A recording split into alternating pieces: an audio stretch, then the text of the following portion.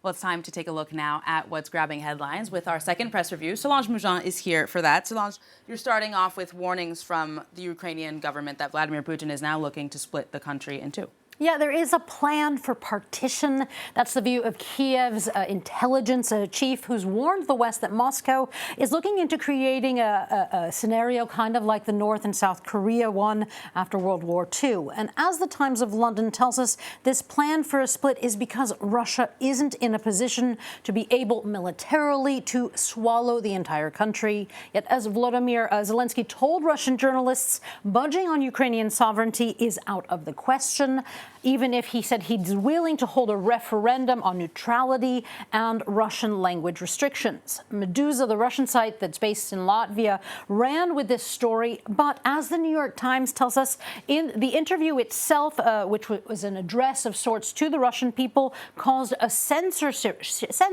dash by the Kremlin. It warned Russian news media, quote, of the necessity of refraining from publishing the interview.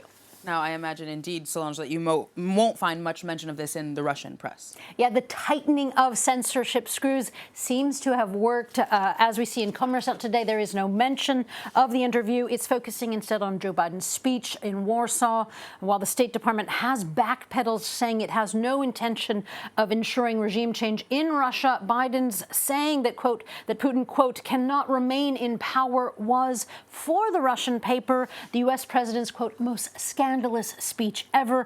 And the American press is largely not too keen on that phrase either. The Atlantic argues that every word, all of the words of world leaders matter right now, and that even if, quote, Biden was speaking from the heart, it was a poorly timed gaffe. Now, the Wall Street Journal laments that this could make negotiations even more difficult with Vladimir Putin, be it on Ukraine or on anything else. And as the Daily Telegraph's illustrator puts it, on this Oscar night, that Joe Biden's speech was the best gaffe, with many just wanting him to stick to the script.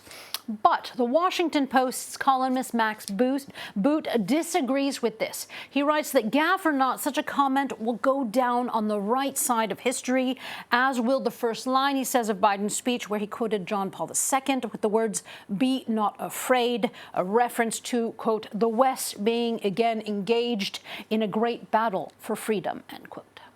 All right, Solange, well, here in France, we'll change gears. Just 2 weeks to go until the presidential election. Yeah, and this passing of the 2-week mark in France means the official campaign has begun, where the media coverage of each candidate has to be equal in regard to time. And so La Croix has a comparison today of the main candidates' platforms. While Emmanuel Macron remains the favorite, the paper tells us that a third of voters are still undecided. And as Libération notes on its front page, abstentions may be the big winner of this election if candidates don't get out the vote. They say that people may not go to the polls because people feel disenchanted with politics. They've lost trust in their institutions, and the outcome is, for some, a foregone conclusion. Such arguments are also detailed in English in The Guardian, which argues that such absenteeism could upset or even tip the outcome, so it isn't a foregone conclusion.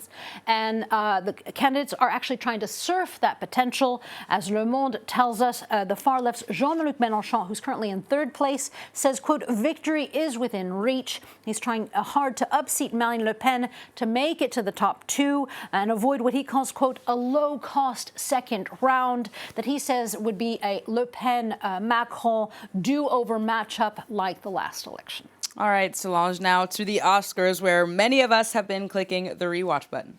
Yeah, I had prepared an Oscar segment with a few articles about how the press has been trying to say that the Academy Awards is boring, staged, and predictable.